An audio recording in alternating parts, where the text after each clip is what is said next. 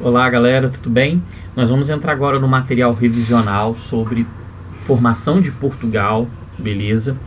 Esse material é um material curtinho, só para a gente começar a revisar alguns assuntos, né, que vocês já estudaram, mas que vale a pena a gente retomar algumas ideias, tá bom? Bem, a primeira situação aqui é entender como que ocorreu, né, a formação do mundo moderno, beleza? A formação do mundo moderno, ela ocorreu através da junção de dois grupos, né? De um lado nós tínhamos o rei, o suzerano dos suzeranos, que acabou se alinhando à burguesia, beleza? Rei mais burguesia igual ao Estado moderno, beleza, galera?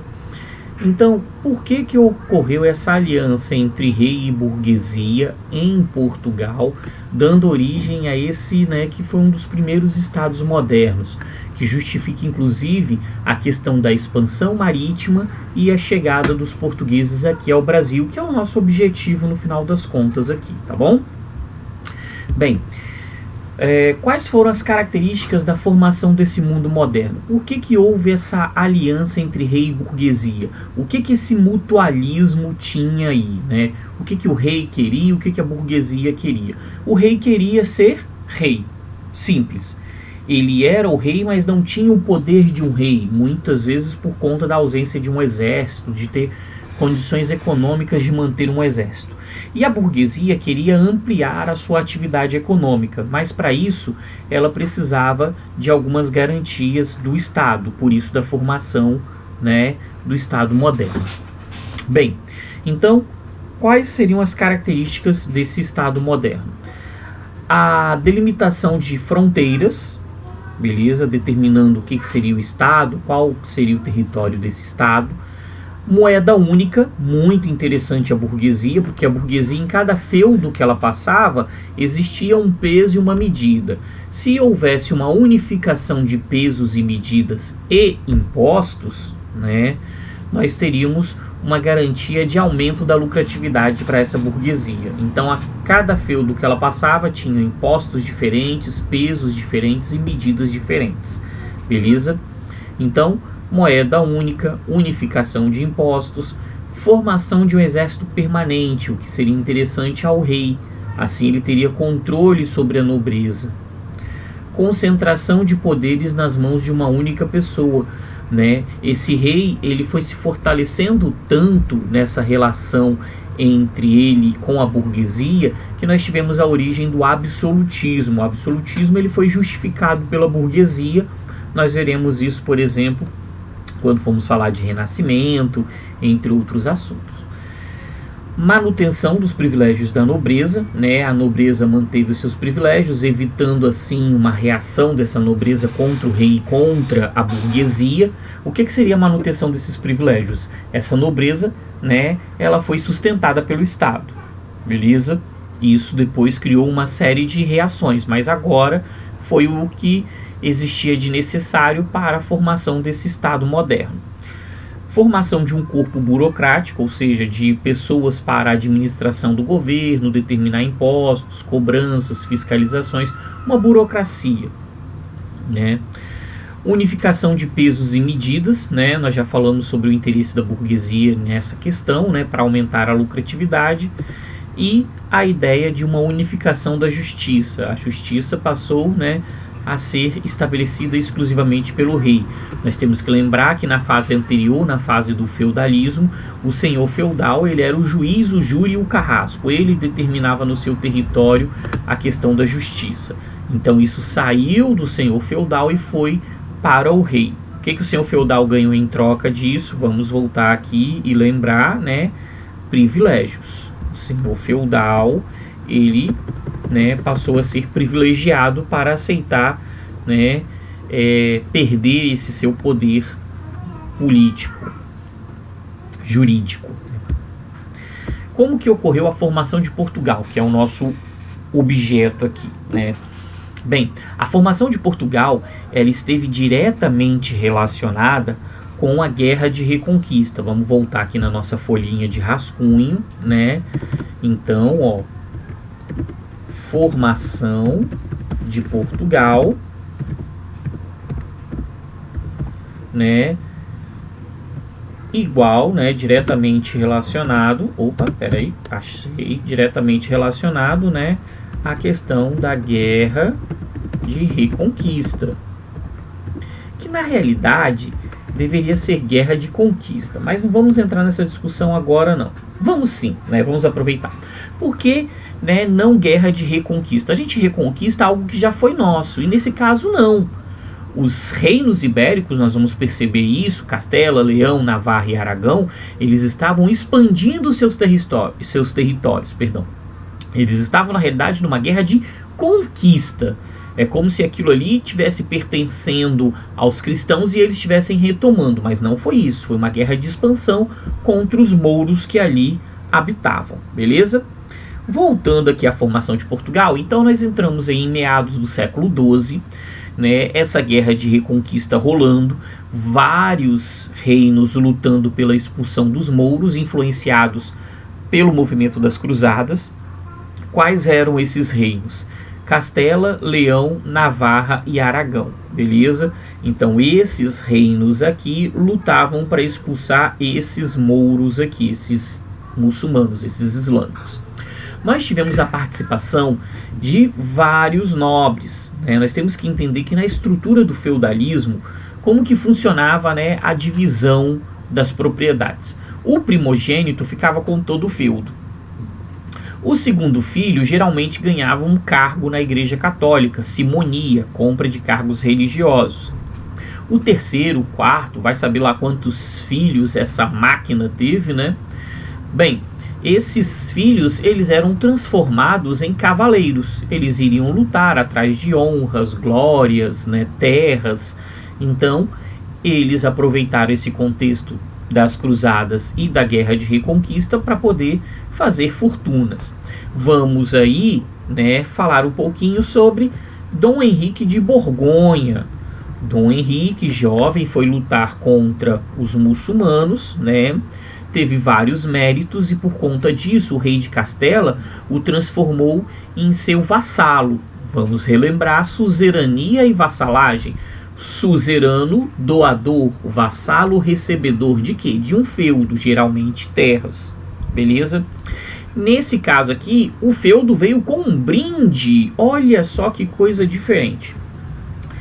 O rei, além disso, né, deu a mão da filha em casamento, Dona Teresa, uma filha ilegítima, né, para Dom Henrique de Borgonha. Então ele ganhou duas coisinhas, terras e Dona Teresa, beleza?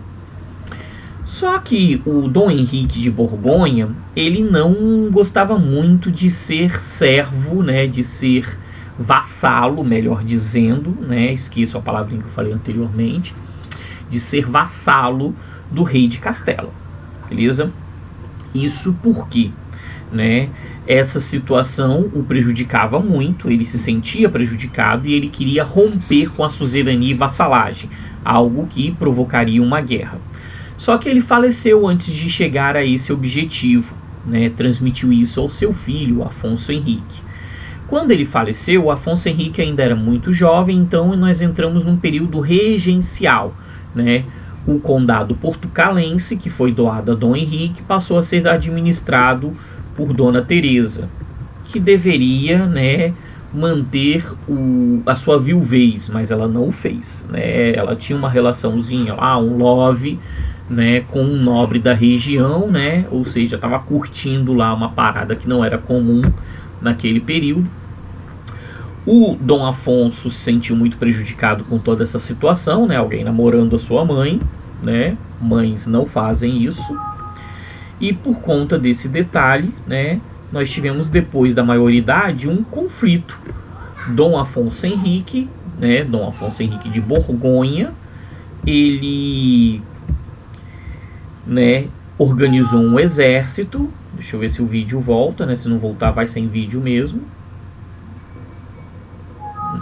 Vamos sem vídeo. O Dom Afonso Henrique, ele chegou à maioridade, organizou um exército e derrotou a mãe. A mãe, inclusive, foi trancafiada num convento. Não se sabe da Dona Teresa depois da maioridade de Dom Afonso Henrique, beleza? O Dom Afonso Henrique, ele foi lá, né, e tentou garantir os interesses de seu pai. Iniciou um conflito, ó, voltei, bonitão. Iniciou um conflito contra Dom Afonso VII, né, seu primo, para garantir a independência do condado portucalense. Por que ele conseguiu, né, nesse momento, essa independência? Né? Ainda não é Portugal como nós conhecemos, ainda é o condado portucalense. Bem, o Dom Afonso Henrique, né, ele se aproveitou da questão que o reino de Castela estava lutando contra os mouros, beleza? Então, né, o rei Afonso VII aqui de Castela, ele não conseguia dividir as suas tropas entre mouros e o condado portucalense, por isso que ele conseguiu, né, essa trégua, essa independência entre aspas, beleza? Então, quais eram os objetivos desse jovem que ficou pé da vida porque a mamãe dele tinha outro namorado? Garantir a independência do condado portucalense e lutar contra os mouros para aumentar o território. Não lembra quando a gente fala lá, né, que Dom João VI elevou o Brasil a vice-reino a Portugal e Algarves? Algarves foi justamente essa última região dominada nessa luta contra os muçulmanos, beleza? A câmera não me quer hoje, né, não estou conseguindo fazer vídeo de jeito nenhum, só falando mesmo. Avançando mais um pouquinho, né, nós temos uma curiosidade aqui na questão da capital. A capital de Portugal hoje, Lisboa, né, mas naquele período não. Era a cidade de Guimarães, né? A capital ficava não em Portugal, mas sim, vamos voltando, na região de Coimbra. Mas como o comércio se desenvolveu muito em Portugal, a burguesia de Lisboa avançou muito, nós tivemos essa mudança. Então nós temos que, né, perceber que nós tivemos aqui a formação, né, da primeira dinastia de Portugal, né, primeira dinastia, que foi a dinastia de Borgonha, beleza? Então Borgonha foi a primeira dinastia de Portugal, iniciada ali, né, com Dom Afonso Henrique. Avançando mais, nós entramos aí na questão da Revolução de Avis, beleza? O último descendente da dinastia de Borgonha faleceu, né? Então, quando Henrique faleceu, ele não deixou herdeiros, beleza? E aí a burguesia portuguesa ficou muito temerosa. Isso porque, né, a burguesia, ela não queria perder todo o seu crescimento, todo o seu desenvolvimento, né, econômico. A burguesia cresceu muito, né, os produtos vinham da região de Constantinopla, iam para Gênova e Veneza, de Gênova e Veneza chegavam a Lisboa, que fortaleceu muito essa região, por isso da mudança de capital. A capital saiu de Coimbra e foi para Lisboa justamente por conta do crescimento do comércio em Portugal, beleza? A burguesia conseguiu esse mérito, essa mudança aí. Bem, então essa burguesia, com medo, ela criou, né, um processo aí para dar origem ao Estado português. Ela ofereceu a Dom João, mestre de Avis, né, um filho ilegítimo do rei, a coroa. Dom João, você quer ser rei? Sim, eu quero. Beleza, mas você vai ter que nos ajudar depois, beleza? Tranquilo, fechado. Então nós tivemos um acordo entre o rei, Dom João, e a burguesia. Rei mais burguesia igual ao Estado moderno, nós já falamos sobre isso. Então, a burguesia financiou Dom João, que conseguiu fazer a Revolução de Avis, que começou aqui em 1383 e foi até 1385, beleza? A Revolução de Avis garantiu efetivamente a formação de Portugal. Então a formação de Portugal ocorreu através dessa aliança entre rei e burguesia, Dom João e burguesia portuguesa. O que a burguesia queria em troca? Vamos adiantar aí, né, nosso próximo encontro já. Ela queria uma nova rota comercial para as Índias, beleza? Um novo caminho para as Índias em troca da coroa portuguesa, ok? Então, nós tivemos, através da Revolução de Avis, né, Dom João iniciando uma nova dinastia, substituindo a dinastia de Borgonha pela de Avis, né, iniciando aí esse Estado português, a efetivação da formação de Portugal. Então, a partir de 1385, Portugal poderia se dedicar às navegações, enquanto outros estados ainda estavam muito bagunçados, mas nós vamos discutir isso num próximo vídeo. Para fechar aqui, né, nós voltamos ao nosso EGS, né, é gostoso saber, onde nesse nosso EGS nós falamos que Portugal se tornou uma nova nação e a primeira capital, depois de Guimarães e Coimbra, passou a ser Lisboa e até hoje é Lisboa, beleza? Um forte abraço para todo mundo e até mais!